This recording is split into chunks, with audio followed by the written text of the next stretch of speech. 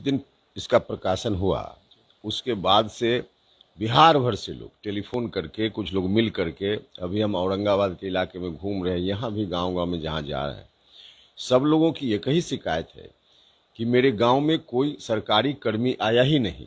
किसी ने हमसे पूछा ही नहीं कि आपकी जात क्या है या आपकी संपत्ति कितनी है, ज़मीन कितनी है, बाकी और आमदनी का क्या स्रोत है। तो इतनी जानकारी किसी से लिए बगैर इस तरह का डाटा आखिर कैसे कलेक्ट हो सकता है। तो स्वाभाविक रूप से लोगों की यह जो आपत्ति है, शंका है, उसको दम मिलता है। और खास करके जो कमजोर वर्ग के लोग हैं, वैसे लोग जिसमें धानुक समाज के लोग, चंद्रवंशी समाज के लोग, विंद समाज के लोग, ऐसे लोगों के मन में बेहद परेशानी है इस आंकड़ा को लेकर के।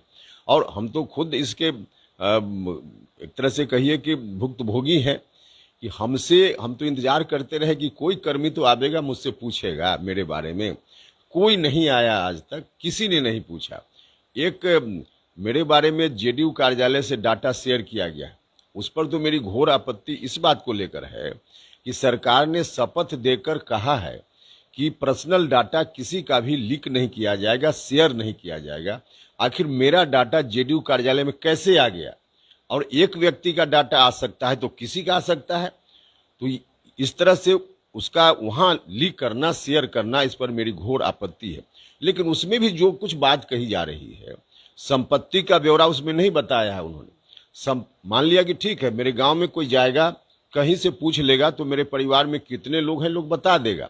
लेकिन मेरे अकाउंट में कितना पैसा है, मेरी जमीन कितनी है हमारे पास, और गाड़ी कितनी है, और संपत्ति कितनी है, इस तरह का आंकड़ा कैसे जुटा सकता है कोई बिना हमसे पूछे हुए।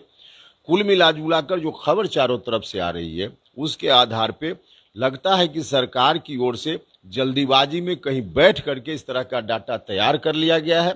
और बैठ करके जब तैयार किया जाएगा तो स्वाभाविक रूप से सत्ता के जो इर्द गिर्द हैं, सत्ता में हैं, उनका नुकसान नहीं होगा। जो बाहर लोग हैं, जो गरीब लोग हैं, उनका नुकसान होगा। तो इसका नुकसान तो बेहद होगा अगर इसी तरह से इस डाटा को मान लिया जाए।